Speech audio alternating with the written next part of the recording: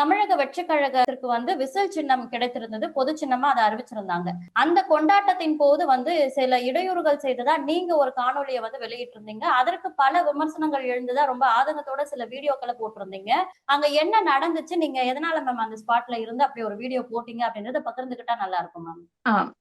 தமிழக வெற்றி கழகம் இதுக்கு சின்னம் குடுக்க போறாங்க அப்படின்னு தெரிஞ்ச உடனே எல்லாருமே விசில் தான் குடுக்க போறாங்க அப்படின்னு சொல்லிக்கிட்டு அப்படி விசில் சின்னம் குடுத்தாங்க அப்படின்னா, அவங்க என்னென்ன ரகள் எல்லாம் பண்ணுவாங்க அப்படிங்கிறத நெறைய பேர் இதுக்கு முன்னாடி பேசியிருந்தாங்க.